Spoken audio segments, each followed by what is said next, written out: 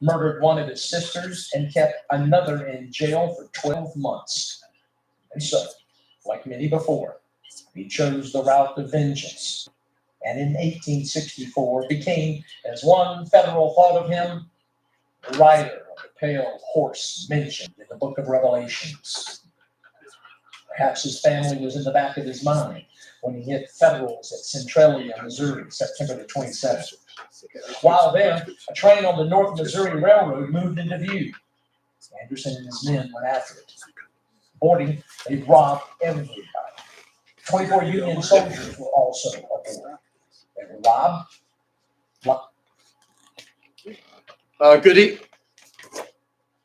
Good evening, everyone. Is this, no, it's not.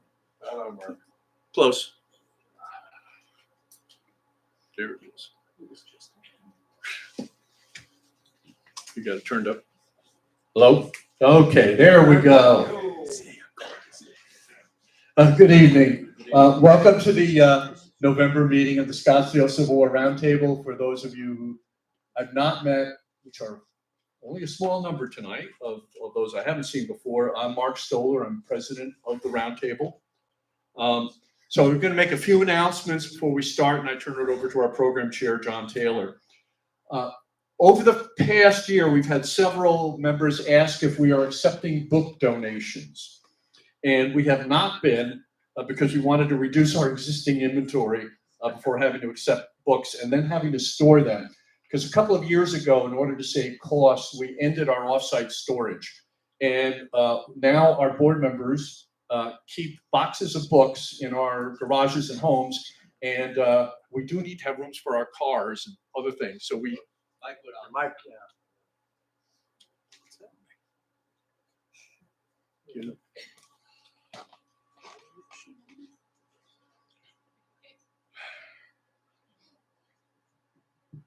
I don't think I touched it. Okay, we'll use this one. See if this works. However, we've reached a point where we are going to start accepting book donations, which will also allow us to refresh the inventory and the books that we have for sale. To avoid overstocking, we're going to limit donations to no more than one box of books from a member, per member. If you do want to donate books, contact Pat Toftoy, who runs our book sale. And we're also going to put a notice in the December grape shop. What we do want to avoid is we don't have 12 members walk in unannounced with 12 boxes of books at one meeting, because then we have to figure out what to do with everything that doesn't get sold and taking it home. So we'll give you the details of that, but Pat is the person who's running and coordinating that. And thanks to all of you who have participated in the book sale, as it provides us with additional funds that help bring our speakers to Scottsdale. Also, for people who are new members, by new members, I mean people who joined even last season, not just this year, we have tote bags outside with your name on them. There's some materials inside, including your badges. And we're going to leave those out this month and during the December meeting, but after that, we're going to be taking those totes off. So if you are here and haven't received that or haven't received your badge, just take a look. They're on the table outside. I also wanted to remind everybody, and we mentioned this in the grape shop, but because, well, it's going to be one of those things we have to keep reminding people. All of our meetings are on Tuesdays, except in March of this year, we are changing the meeting from Tuesday, March 18th to Wednesday, March 19th. And we're going to keep announcing this to make sure nobody misses it. We're doing that because the Giants have a spring training game here that evening, Tuesday, March 18th. And last year, people had a horrible time parking. We had people who never made it here. They just drove around and couldn't get in. The Giants are not playing on the Wednesday night, so with the assistance of the library, we've got this room reserved for the Wednesday nights to deal with the parking problem. Our history discussion group will be meeting on Thursday next week, November 21st, at the Wildflower Bread restaurant at the intersection of Indian Bend and Scottsdale Road, where we have our own private room there, the McCormick Stillman Room. They've been great hosts. As usual, the topic will be linked to our our speaker of the month, who is the director of the Missouri Civil War Museum. And as you can see from some of what you saw in the video coming up, the topic is going to be the guerrilla warfare in Missouri during the Civil War. So we're going to be talking about some of the people you've heard about here in this video earlier: Jesse James, the Youngers, Bloody Bill Anderson, and others. So we invite you to come and participate in that freewheeling conversation. On Saturday, I'm going to be meeting with the local chapter of the Sons of Union Veterans of the Civil War. If you can identify any other types of meetings or events in the Valley where the Roundtable can speak or have a presence, please let us know. I've had a couple of member suggestions, and we have gotten more engaged. We're trying to find venues to make sure we raise our profile and hopefully attract new members. So if you could please help us with that effort. With that, I'm going to turn it over to John Taylor. Thanks, Mark. Good evening, everybody. I'm John Taylor, Program Coordinator for the Scottsdale Civil War Roundtable. This is our third event of the season, and so continuing with our theme of focusing on 1864, we're going to hear a presentation tonight by Kristen Trout about John Brooks Henderson, who was instrumental in the 13th Amendment. I wanted to remind everybody as well about the small group at Wildflower that meets next Thursday. We had a great discussion last week, or last month. If you remember, last month's presentation was on the Red River. We had a wonderful discussion about that campaign at the small group.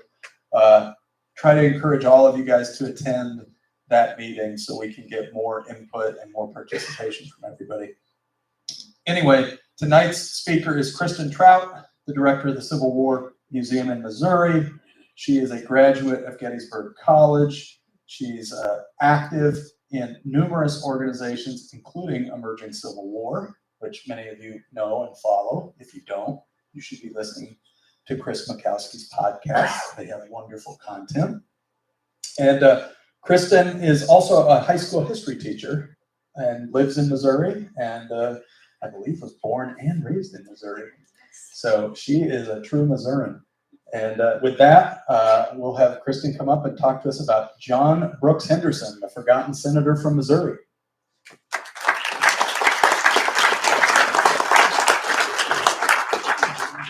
All right, how's everybody doing tonight? All right, excellent. Well, gosh, it's such an honor and a treat to be here in Scottsdale. My first time really in Arizona. So besides like flying into the Phoenix airport on a connecting flight, but it's really it's been a treat.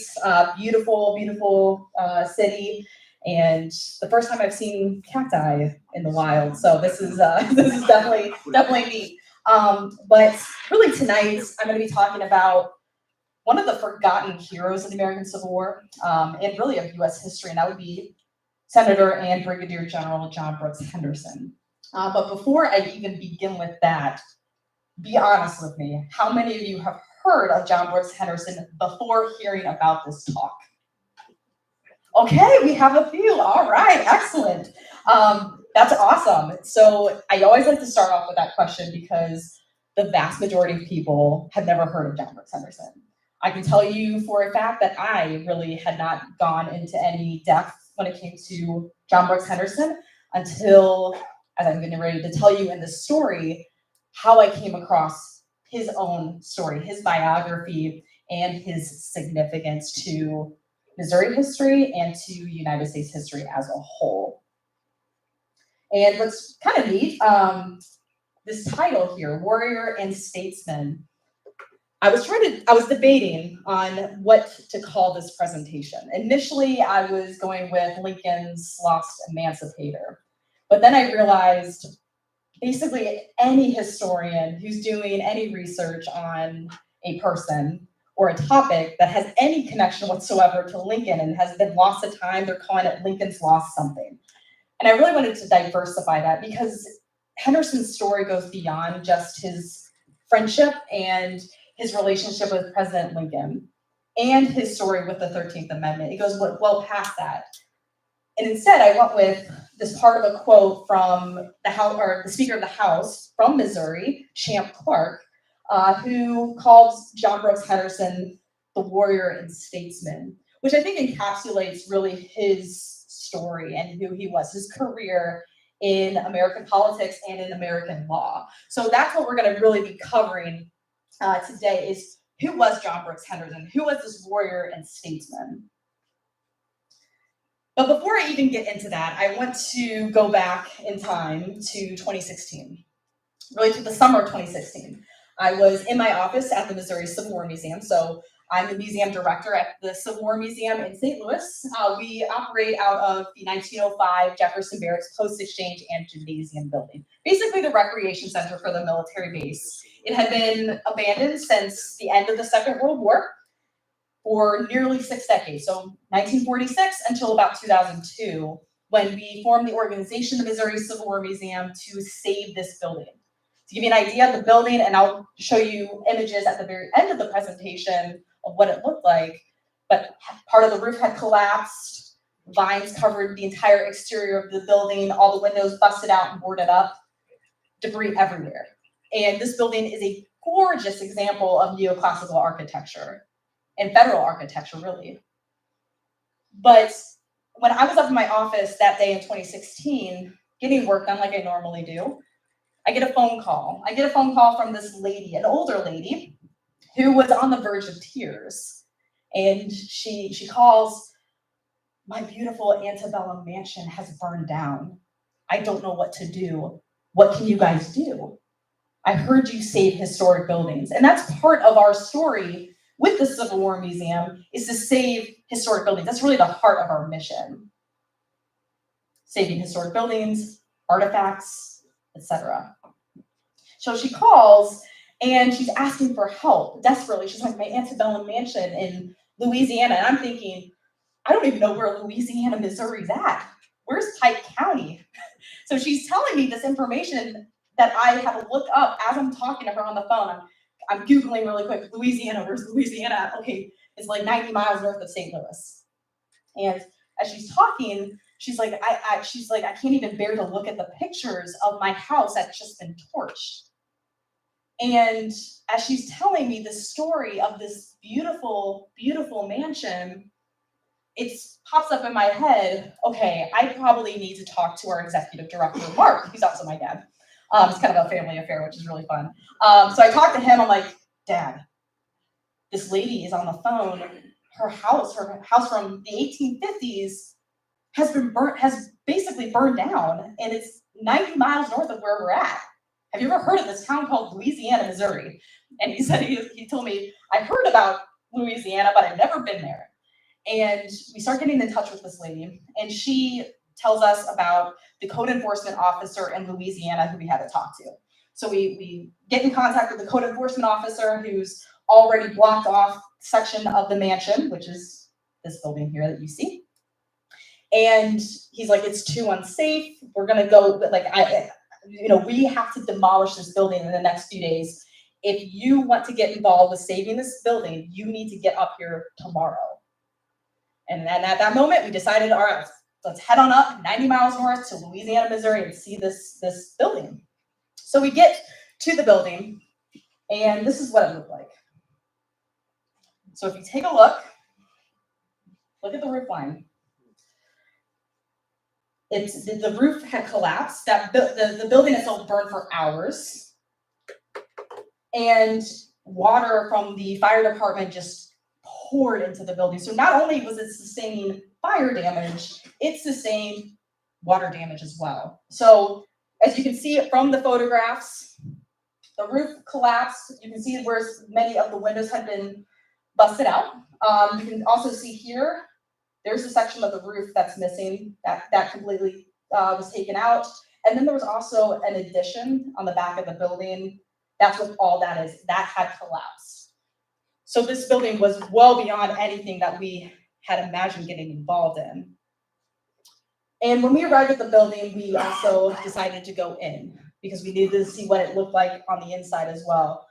Don't recommend doing this when you're talking about a recently burned down building, but we were also wearing helmets, etc., working with the code enforcement officer. So we were, taking the necessary precautions with this building. That's what it looked like. So this right here is the front entrance of the home. So we stepped into it. That's the front staircase, the main staircase. That's all, everything was just scorched. And you can just see all the debris everywhere. That's from the roof collapsing. So you can see part of the roof had collapsed, busted out the flooring in the second floor. And then you also see it over here as well. That's a nice visual of the roof line. So we walk into it and it's well beyond anything we've ever done. It was worse than the 1905 Post Exchange building that we saved that was abandoned for 60 years. And we were very hesitant to get involved initially, until after we had walked through portions of the building, we came across these documents. So before we left the building, I turned the corner and I see there's a table that was sitting in the parlor room to the right before we left the building itself. And on the table was a photo album that had been partially burned. And I remember grabbing it and I opened it up, and it's the historic photos of the building, which for those of you who have ever been involved in historic preservation know the value of having the original images from the home. That brochure on the left, that was a history that was compiled of the house. It's called the Luce Dyer House. And that was from the National Register of Historic Places. So this building was on the National Register. You can see those images up there on the top of the screen on the right. You can see just the beautiful architecture, the Italianate that it had. Now, if you looked at the original image of the building, that the first one that I showed you, you saw more of the Greek Revival style portico. That was done in the 1930s when a lot of that neoclassical revivalism came out from, really throughout the country. But this is the original Italianate portico. And you can see the additions that were made to it. So these are obviously photographs of different times, but you can just get an idea of how intricate and a beautiful building it was. The height of Italianate architecture in the 1850s. Down below, that's one of several images that we came across of the interior of the building. So the family, the Stark family that owned the building really in the 20th century, they did a massive renovation of the building. And in the 1930s, the wife, Marie Stark, she decided to renovate the entire building. And she photographed every single room of her newly renovated home. These images saved that house because now we had the documentation to save it. And once that happened, that kind of changed the game for us. So we're like, okay, all right, now we're talking about a building that's on the National Register. So now we've got to pull the records of the National Register of Historic Places, the original form. And we've got the photographs. So now we're looking like we could potentially get involved with this. But the thing that's interesting too is we started hearing rumors from the code enforcement officer. He said to us, there's possibly a connection to the 13th Amendment with this house. We don't know what that is. I could be wrong, but there's apparently a connection to the 13th Amendment. And that really piqued our ear. So we left Louisiana that day, discouraged at the state of the home, but also very encouraged by what we had found out about the building, the photographs, the National Register of Historic Places form, and then hearing about the 13th Amendment. So we were like, okay, what are we going to do from here? So I got back to the museum and I pulled the National Register of Historic Places form from the Department of the Interior. And probably most of you are familiar with the National Register of Historic Places, basically documenting all the historic homes in the country, homes, buildings, etc., historic places. Doesn't mean they're not federally protected unless they've got federal funding involved, but at least it's a documentation of many of these historic buildings. But we pulled the form for the Luce Dyer House. And for those of you who are familiar with these forms, know that there's a place for the history of the home. And so whoever is filling it out kind of puts down the most important aspects of the history of that home into written form. And we're going through it, and I'm like, okay, I need to start paying attention to some of the details in this history to see what I can find on the 13th Amendment. Again, it was just simply a rumor that we heard from the code enforcement officer and from some of the residents in Louisiana that this had a connection to the 13th Amendment. We just didn't know what. And so I'm going through the history here, and look at this. So I see William Luce, so I searched for William Luce, not finding anything pertaining to the 13th Amendment. I do Homer Luce, his son. Didn't really find anything on the 13th Amendment. And then I'm like, oh, that's interesting, David P. Dyer. He's a judge. He's actually a senior judge for the Eastern District of the state of Missouri.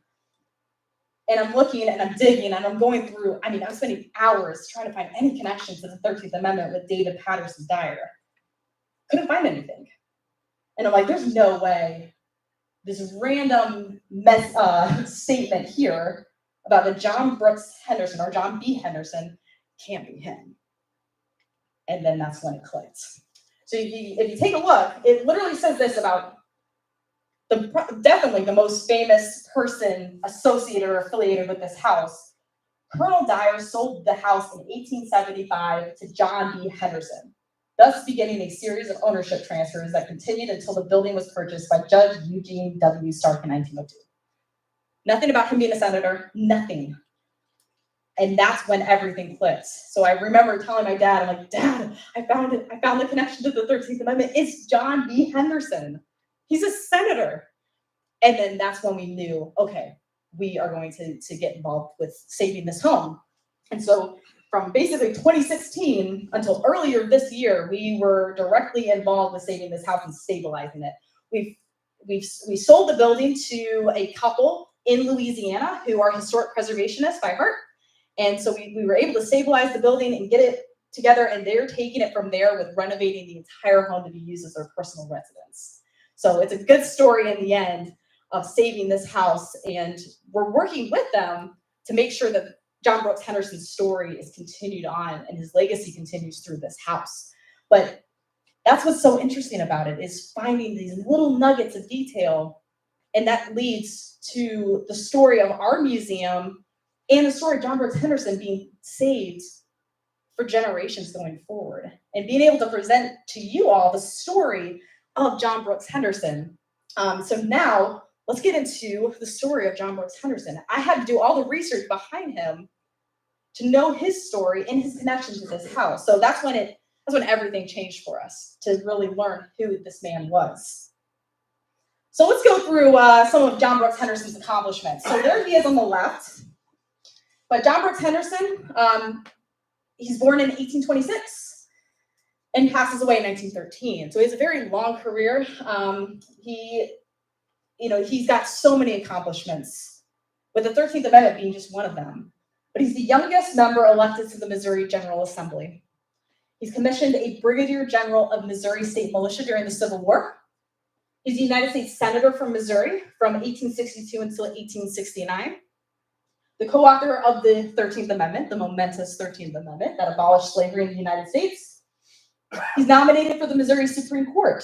He also runs for the Missouri governorship. He's Lincoln's official escort to his second inaugural. He's one of 7 Republicans to acquit Andrew Johnson in the impeachment. He's appointed special prosecutor of the Whiskey Ring trials.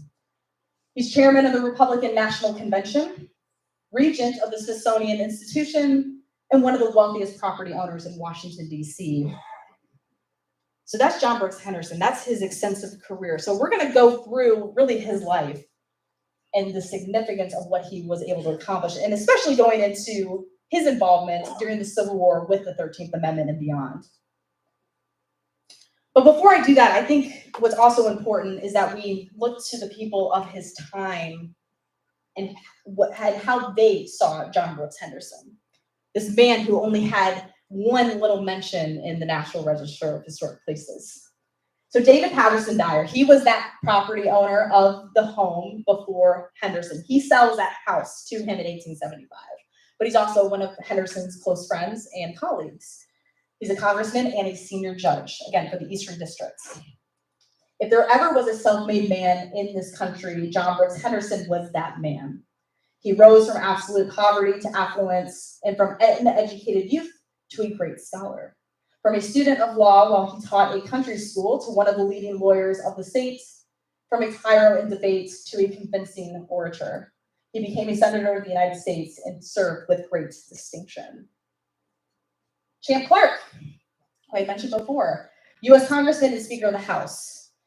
This is what he says. It is questionable if there ever lived on this continent a more ambitious man than General John B. Henderson. He aspired not only to be the richest man in America, but also to reach the top of the political tree. He was not only the foremost man of his time in politics and war, but was also the richest man of his day. And we're going to find out exactly how he got to that. All right, so before we dive into his story, and really before he grew in prominence, we got to go back to his early roots. So he's born in 1826. Some people have said 1824, but based on documentation, really everywhere else that I've looked, it says 1826. And we're about to celebrate his bicentennial birthday here in the next couple of years. But he's born just outside of Danville in Virginia, that's Pennsylvania County. And he's born to a family of, again, they're slaveholders, but they're not the wealthiest family in the world. And instead, by 1832, the family had left Pennsylvania County for Lincoln County, Missouri. And to kind of give you an idea, for those who may not be as familiar with where Danville's at, so here's Danville. There's the larger Pennsylvania County, but it's in southern Virginia near the North Carolina border. And you can see there's the border of North Carolina. There's the Dan River. So he's born somewhere right around or right outside of Danville. But the family leaves southern Virginia and makes their way to Missouri. And so this is a map of the United States from right about 1820. And so they leave Virginia and they come to just north of St. Louis in Lincoln County. So it's 2 counties north of St. Louis County, but that's where he arrives. But it doesn't go very smoothly for the family. Pretty early on, the mother, Jane Henderson, dies of some unknown illness, most likely cholera, because there was a cholera outbreak in Lincoln County around the time of her death in the 1830s. Henderson's father, John Henderson, he became an alcoholic. We don't know if he became an alcoholic as a result of his wife's death or some other reason, or if he had continuously been an alcoholic, but he gets into a drunken fight and he's killed. So mid-1830s, the 4 Henderson kids, with John Brooks being the oldest, are orphaned. And it's really not until 1836 that the kids are now being sent into a different home. So by 1826, they're ordered by the Circuit Court of Lincoln County to be under the guardianship of a man by the name of Carey Duncan. Soon after all 4 of the kids were under his guardianship, he sends them off to different families. He separates them, and he sends John Brooks to an apprenticeship with a man named Oliver Simons. He's a cabinet maker. So John Brooks already, at an early age, is already getting involved in the apprenticeship. He's about 10 years old at the time. So he's learning to take care of himself. And he's going through a hard time in his life, but it's forging him to be resilient in the future. And so his apprenticeship lasts for about 4 years until he gets into an altercation with Simons that ultimately leads to him fleeing Oliver Simons. And he's sent to a man by the name of Billy Browning. And Billy Browning, he was a Lincoln County farmer.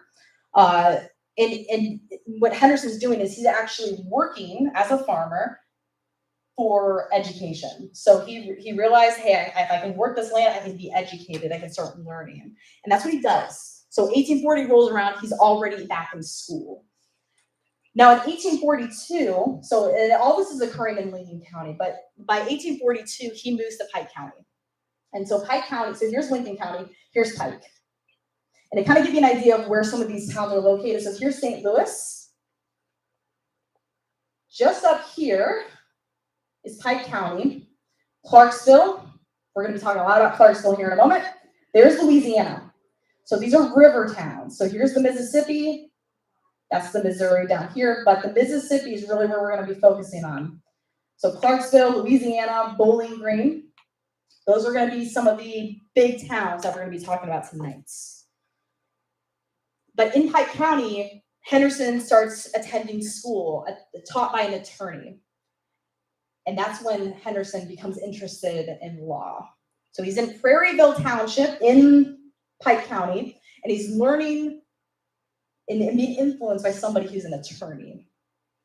He meets Matthew Gibbons shortly thereafter near Clarksville, and Matthew Gibbons gives him the opportunity to start teaching. So he's now teaching, and he's being educated by an attorney.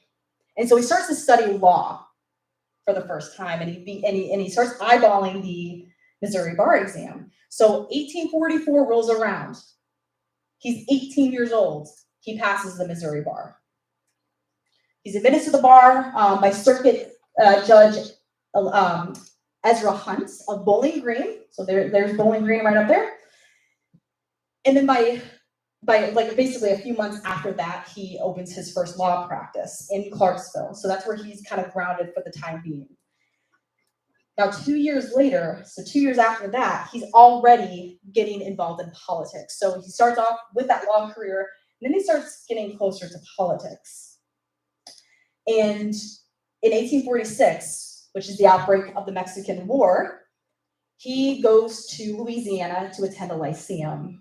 And there at the lyceum, at the very start of it, he speaks for 6 hours straight, supporting the Mexican War, supporting American involvement in the Mexican War.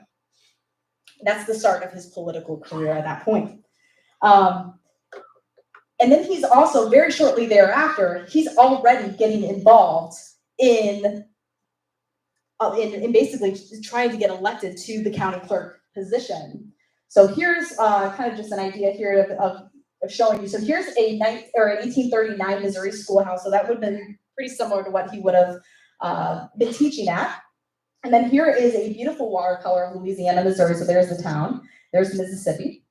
So it kind of gives you an idea of what it would have looked like at the time. And then here kind of shows really one of the ads from 1849 showing him in his law practice. And what's kind of interesting too, Floyd Shoemaker, who is a historian in Missouri, he wrote a book called Missouri's Hall of Fame. And in it, he talks a lot about Henderson's political career and even his legal career. And he says this: as a lawyer, Henderson was one of the ablest and most widely known members of the Missouri bar. There were few, however, who criticized his practice because his clients knew they could rely upon him. And so his political career begins with that speech, the 6 hour at the Lyceum. He announces his candidacy for the county clerk within a year after that happening. And then by 1848, he's already nominated to be a representative in the Missouri General Assembly for Pike County, and he is elected. So he's already involved heavily in Missouri politics. And so what's interesting too with him is he supports popular sovereignty to determine the status of slavery. And he's involved in what was called the Jackson Resolutions in Missouri. And the Jackson Resolutions basically was an announcement to the rest of the country as we are dealing with the Mexican cession as to what exactly we would do when it came to the status of slavery after bringing in all of this territory from the Mexican War. And his whole point was that it should not be left to Congress, but rather up to the people. This is something that he continues on throughout his career, and this will lead to the passage of the 13th Amendment. He keeps that. He's not switching his views necessarily on slavery. He's maintaining that it should be up to the people. And that's something that continues on for him throughout his career. He also believes that Congress has limited authority to ban slavery. and to limit it in the territories itself. So if you take a look here, I've got some of his quotes. He's a voice of pragmatism, really, when it came to the institution of slavery. So, for example, the right to prohibit slavery in any territory belongs exclusively to the people thereof and can only be exercised by them in forming their constitution for a state government. And then he continues on after all this had happened, right before his death, he writes an article to the Century magazine all about his political career and his views. I had inherited slave property, but was convinced that slavery was an economic drawback in Missouri. My only purchase of slaves was made on the appeal of a Black man who had built the fires in my office. He and his wife were sold at auction to pay the debts of their master. I bought them in for about $1,400. Thereafter, they never served me, but as the law required that they should be in regular employ, I hired them out, they taken the wages. So it kind of gives you an idea of where he stood on the institution of slavery. On the right, this is an 1860 map of slavery in Missouri. Obviously, we're talking still about the 1840s into the early 1850s, but this does show the concentration of slavery. 40% of all of the enslaved in the state of Missouri were in northeastern Missouri, so there's Pike County right there. There were basically the enslaved made up of about 10% of Missouri's population by the outbreak of the war. So throughout the 1850s, he continues on trying to be elected to Congress. That's a big thing, is he's nominated for the Democratic ticket for the 2nd Congressional District, but he loses every time he runs. He ran 3 times, every time he lost. And so during the early 1850s, he goes back to his legal practice, and he actually moves his office to none other than Louisiana. And that move to Louisiana was really what starts this love he had for that town. In 1853, he's also elected to the Court of Common Pleas, and he really gets involved with land speculation. Now, what I said back with Champ Clark, John Brooks Henderson became one of the wealthiest men, especially in Washington, D.C.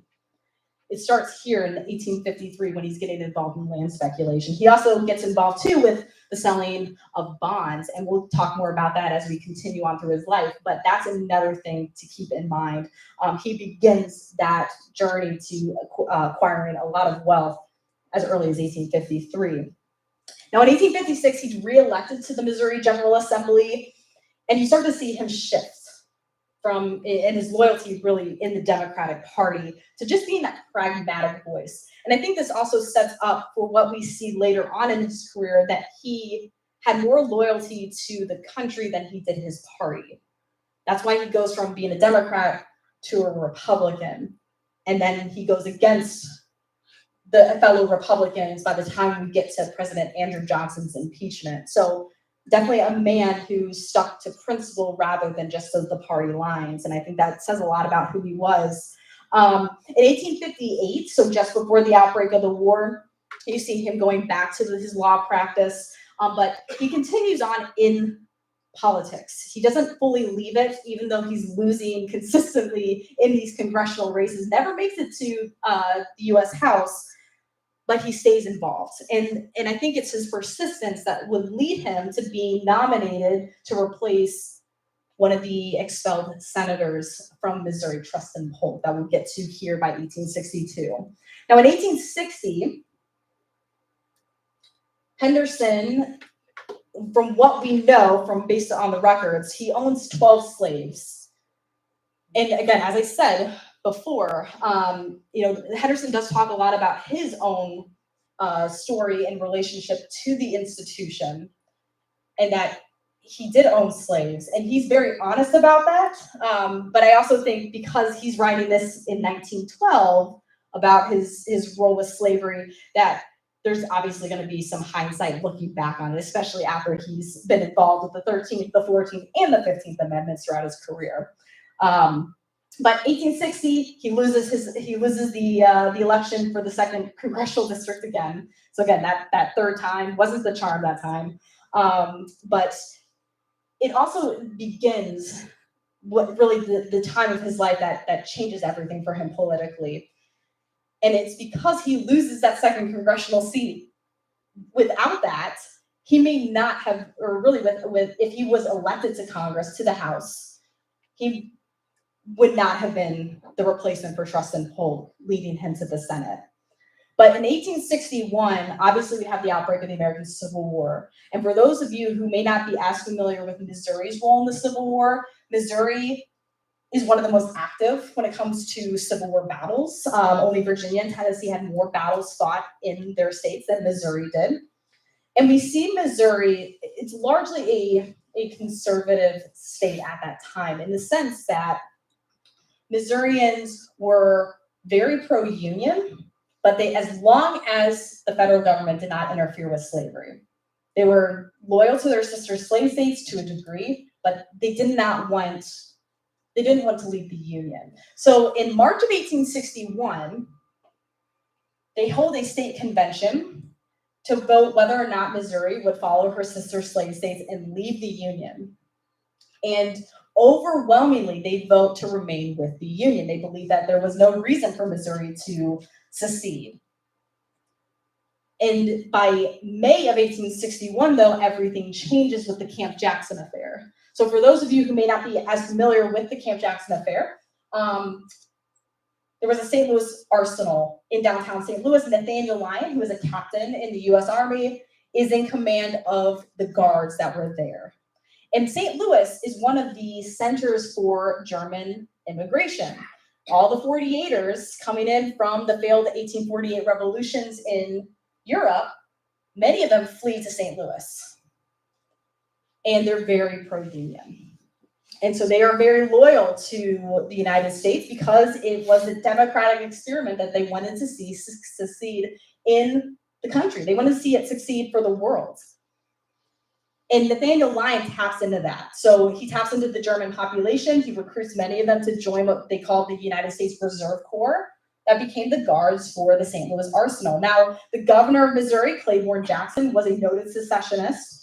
When he was elected to the governorship, he ran on a very moderate ticket, but then flipped as he got into office and really started to express how devoted he was to see Missouri officially secede. He calls up the state militia to form and to rendezvous. And one of the eastern districts for the Missouri State Militia form at Lindell's Grove in St. Louis. And there's about 600 of them that are all encamped there at Lindell's Grove, just west of the city. Nathaniel Lyon has 6,000 U.S. Reserve Corps, and what he does is he marches them to Lindell's Grove, to the encampment of the militia, and he forces their surrender. He confiscates their weapons, and then he parades them through the streets of St. Louis. He did that kind of intentionally to make a show of it, that, hey, you're not going to threaten the St. Louis Arsenal. However, when he did that, it caused many pro-secessionists in St. Louis to start congregating around the marching column of prisoners. A shot was fired, over 20 people were killed, over 70 were wounded. That causes a firestorm in the state of Missouri.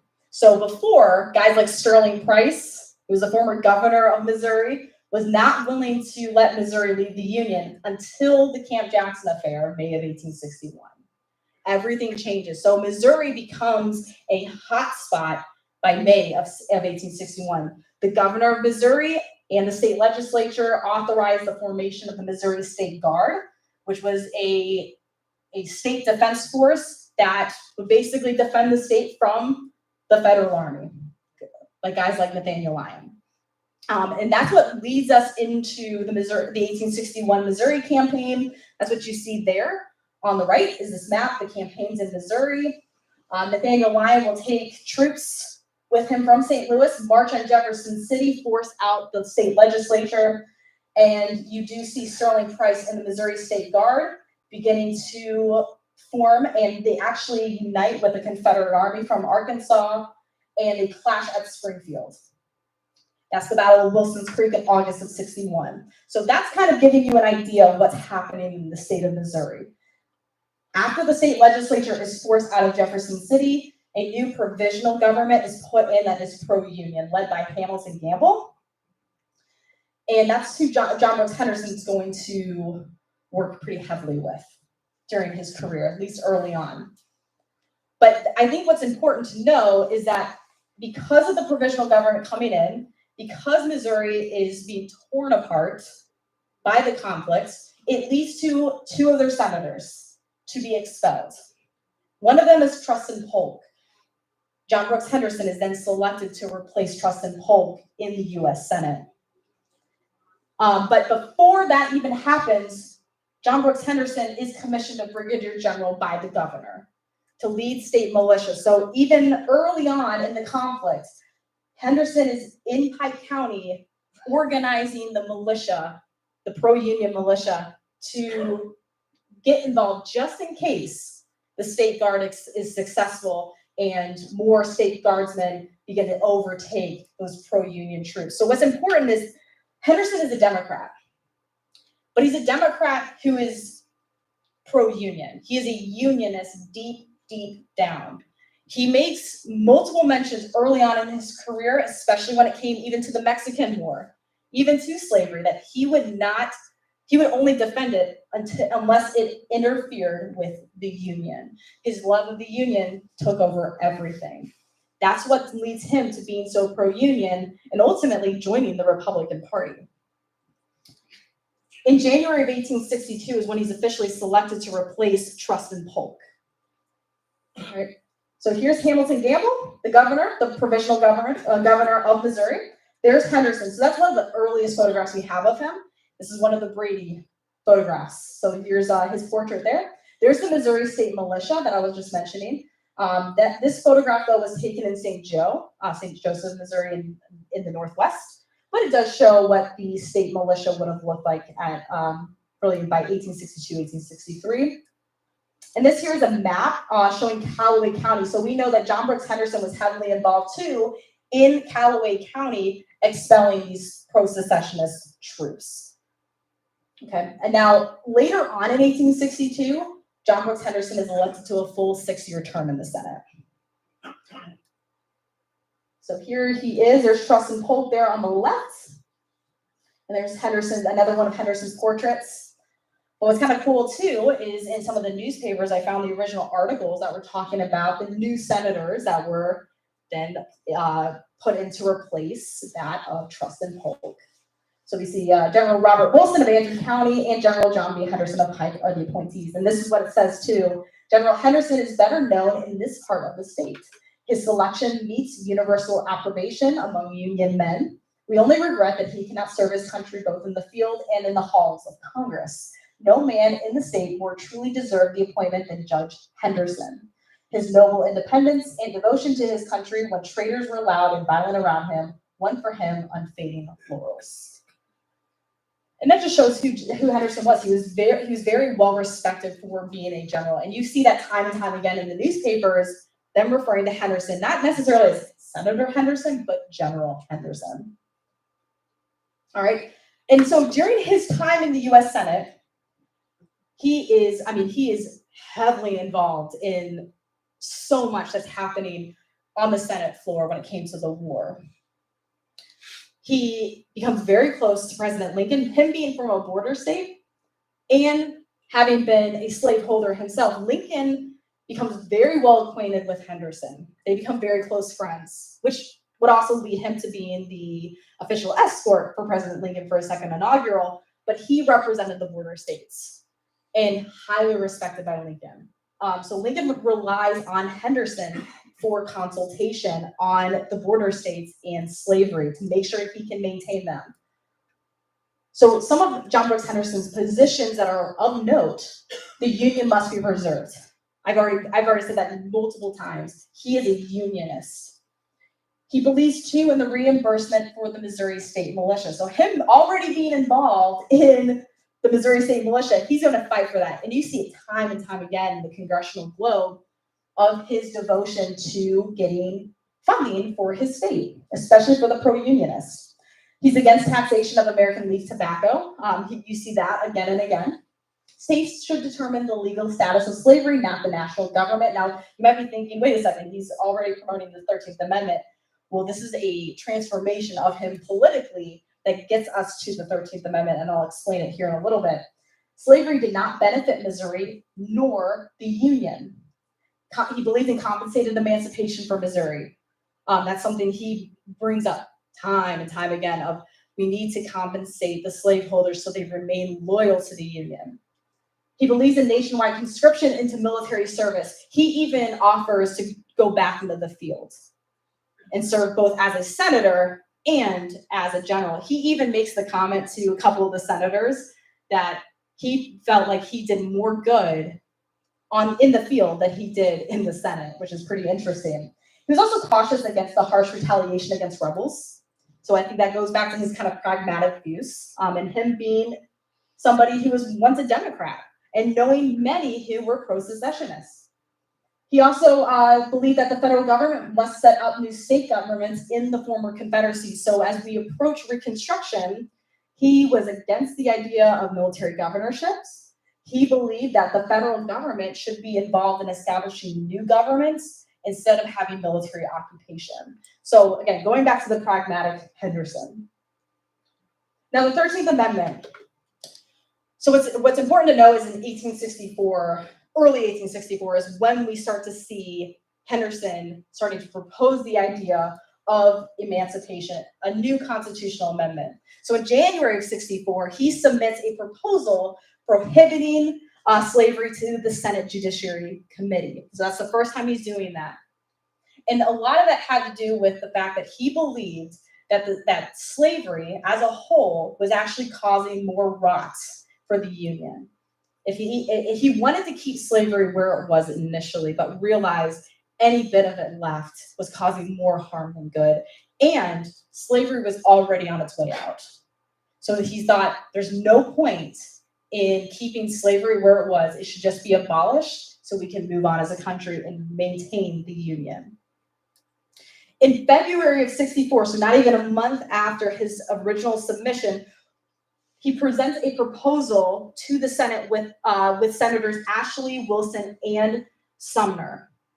And then in April 64, he has this beautiful speech talking all about what his views on a new constitutional amendment, which would be the 13th Amendment. This is the day before the Senate approves of the 13th Amendment. This is what he says. Now, obviously, I know there's a lot of text on here, so bear with me. But this proposition is to mark an epoch in the history of our country if it shall be adopted. And I take occasion now to express my sincere wish that it may become a part of the Constitution of the United States. Condemning 4 million Blacks to eternal servitude in which the alphabet, the Bible, and the wages of labor are denied them, the democracy will be without favor and a horn of all for good. The freedom of the slave is the logic of events, and no party can withstand its irresistible force.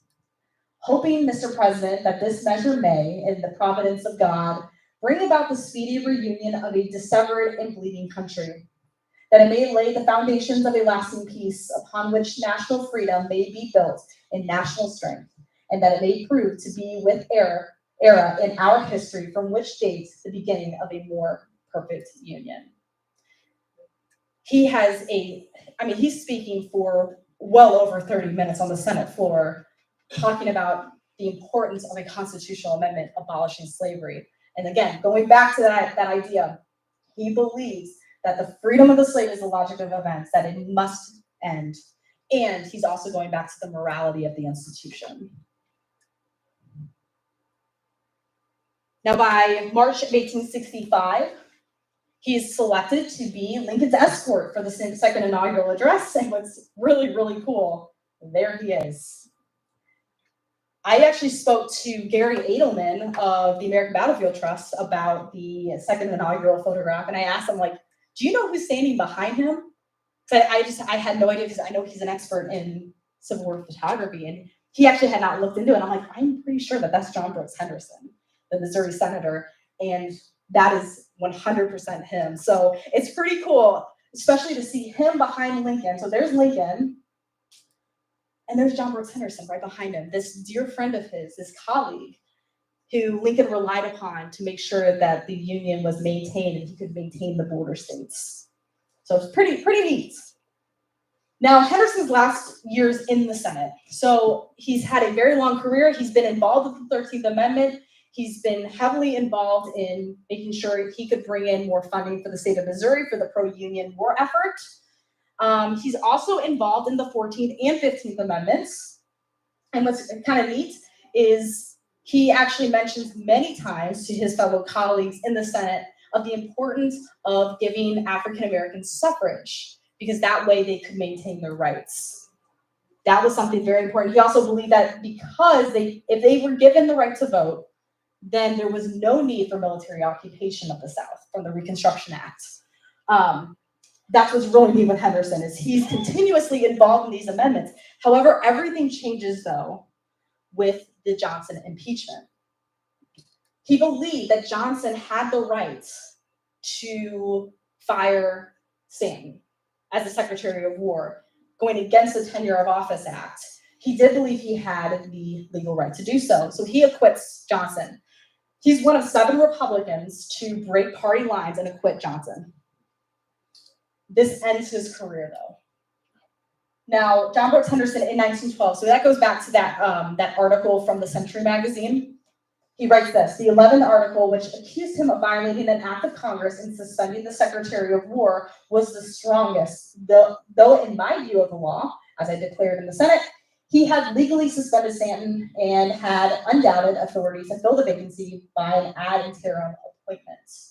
So he believed it was completely justified. Now, there were some rumors that went around after Johnson's acquittal that some of those Republicans were bribed. I cannot find any evidence that Henderson was bribed. I don't believe he ever was. Henderson was one of those men who stood by his beliefs no matter the cost. And you see that time and time again with him. You will see this with the whiskey ring trials here in a moment. But that does show his allegiance to his beliefs and to his nation over that of the party lines. Even if we disagree, even if you disagree with his actions in the Johnson impeachment, I know some historians do, but it does show his unwillingness to cave along party lines. So he returns to Missouri, but before he does, he actually marries Mary Foote in 1868. Mary Foote is really, really interesting. She's an activist. She's a daughter of a judge, and she's really neat. She's actually one of the pioneers of vegetarianism, veganism. She writes this book called The Aristocracy of Health in her later years. This is 1904. But she is a lady of status when she and John acquire a lot of wealth. Again, she's coming in from the Northeast, from New England, and Mary Foote, she was all about fighting for feminism, for vegetarianism, etc. And then she built their social status, especially through the Gilded Age that we do see. But she's a really interesting character. But that's Mary Foote. So they get married, and then that's when that's right before the Johnson impeachment is when they get married. And then after Henderson goes to acquit, they return to Missouri. They settle back in Pike County. That's where they have their son, John. So John Brooks Henderson Jr. He is a very well-known scientist, and he's also involved in the Smithsonian Institution later on in his life. But Henderson will go back, and he tries to reclaim his name after the impeachment. He's trying to build that right back up, but he really does fail to do that.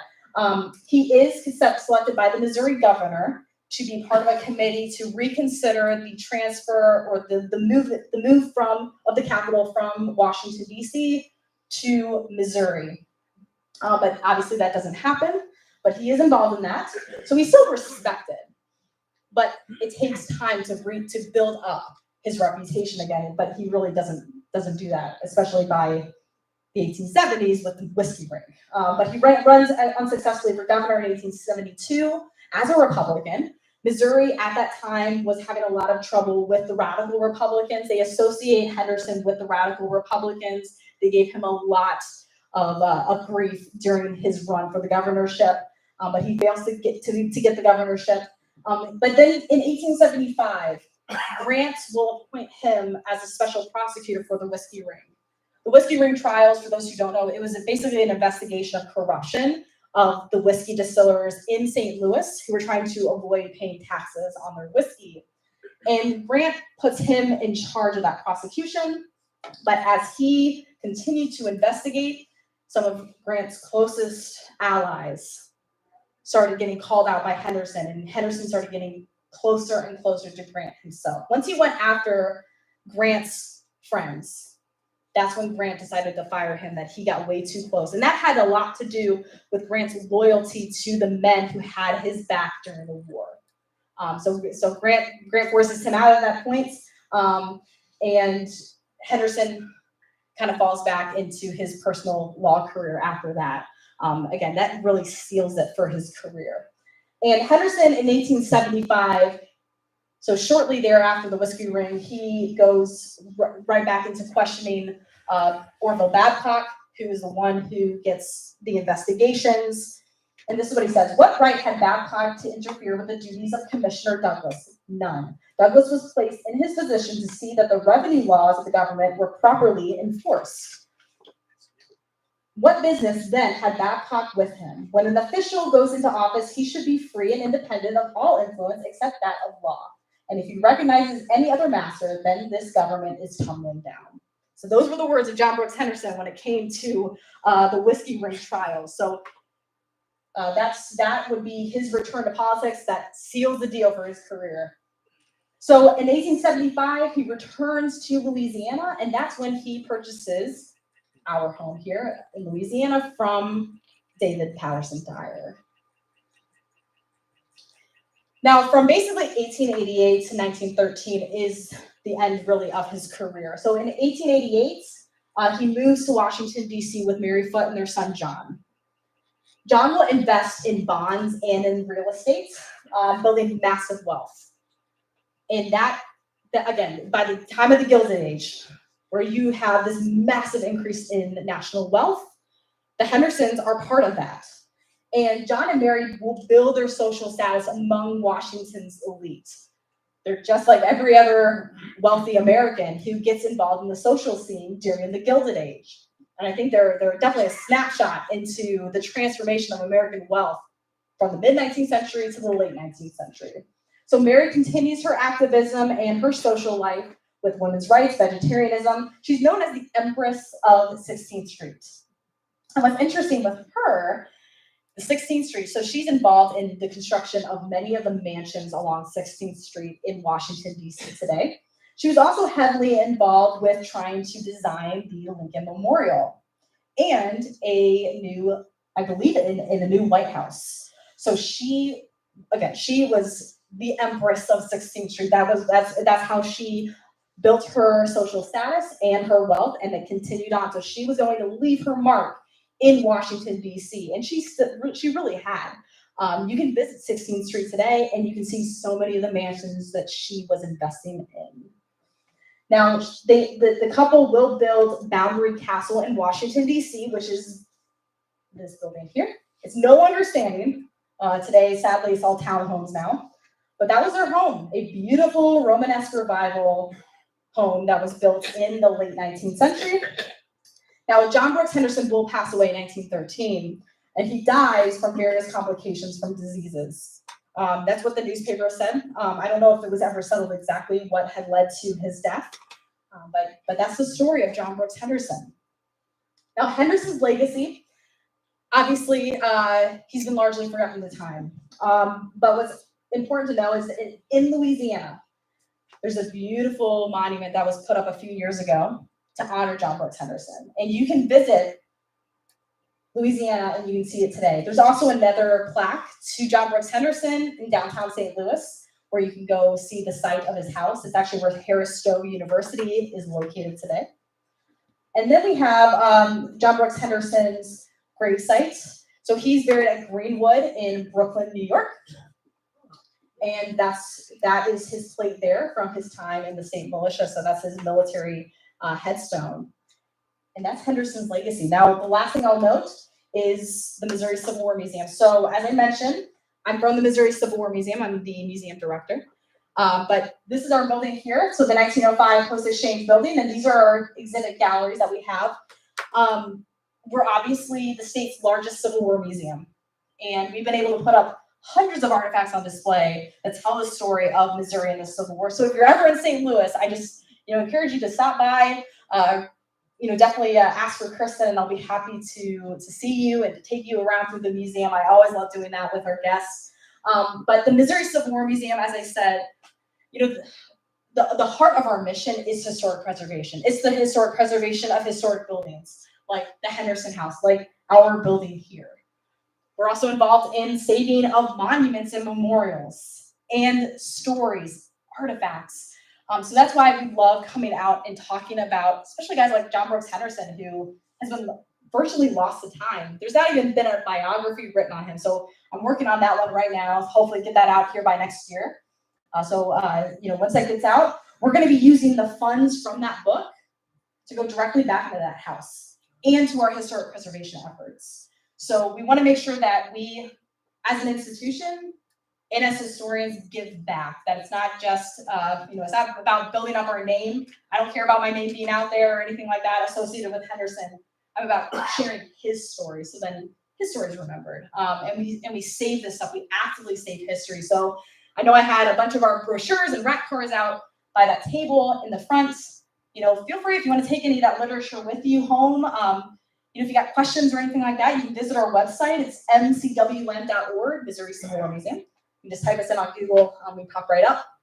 But if you have questions or anything, give us a call. You can also ask me as I'm out there talking with you all. I'd love to answer any questions that you may have about the museum or any of our efforts. But I just thank you so much, everybody, for flying me all the way out to Scottsdale, Arizona to talk about John Brooks Henderson. So I can't thank you all enough. And I think I'm going to hand it over to John for questions. Yeah.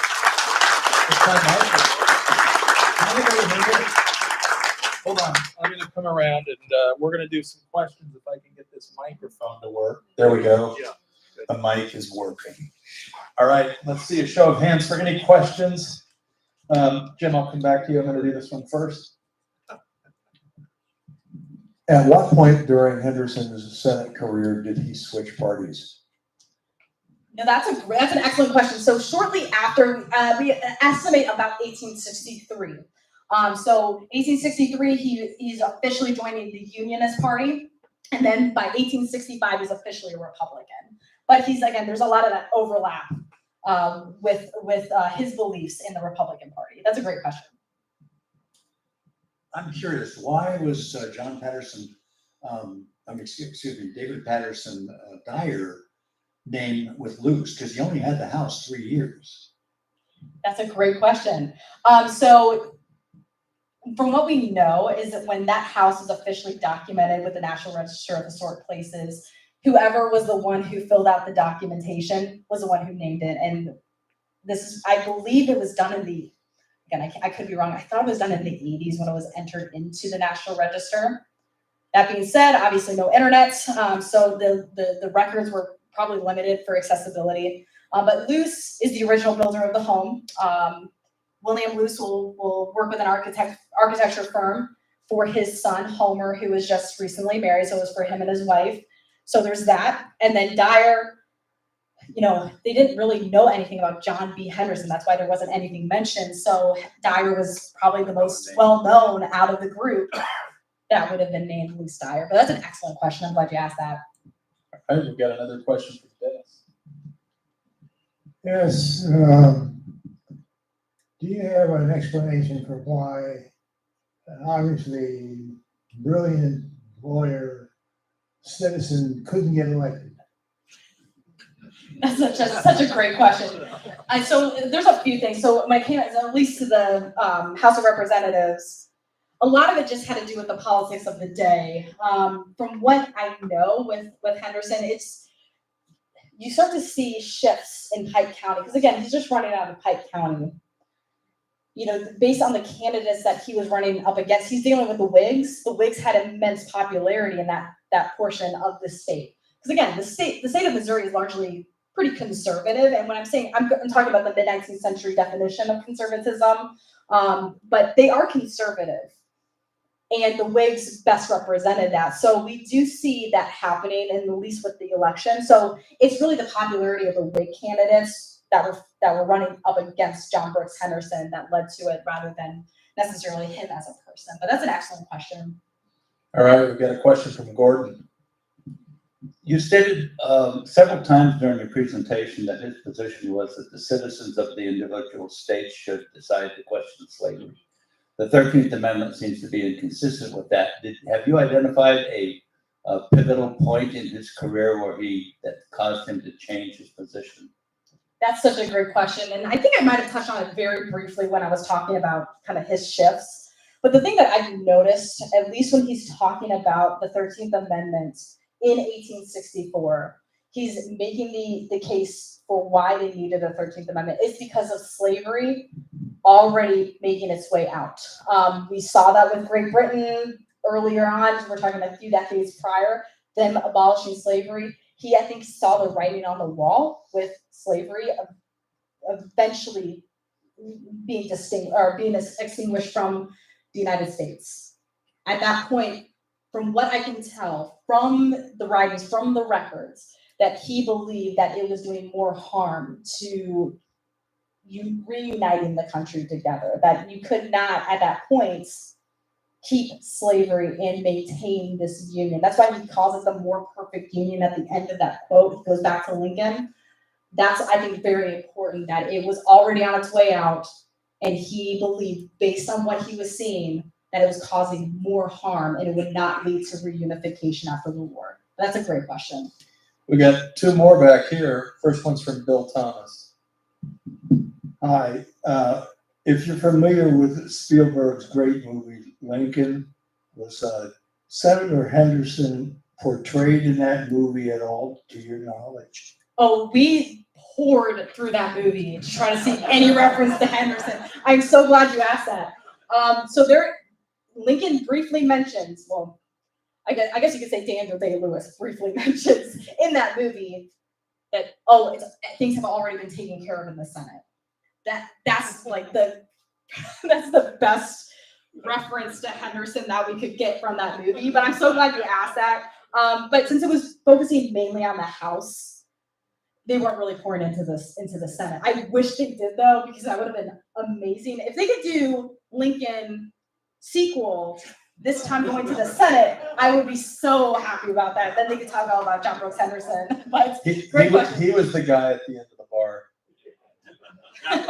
And we got one more question. Do you have any artifacts from Henderson or his wife in the museum? Great question. So besides the house that we had as part of our collection, then we sold it over to a family of historic preservationists.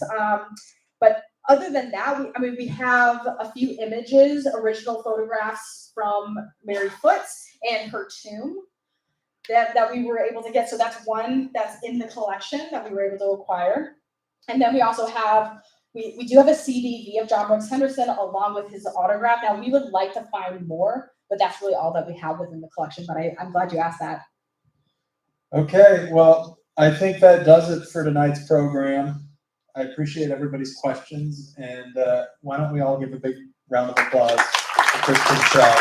Thank you for coming. Thanks so much, everybody. I really appreciate it. But if you got any other questions, that'll be out in the front. Thanks so much, everyone. Thank you so much. Appreciate it.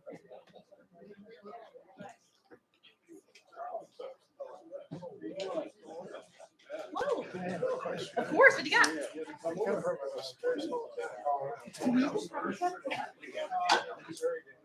Oh, geez. Okay. Never figured out why we had a lot of people come from Missouri. Yeah, right. So I got two. I love it.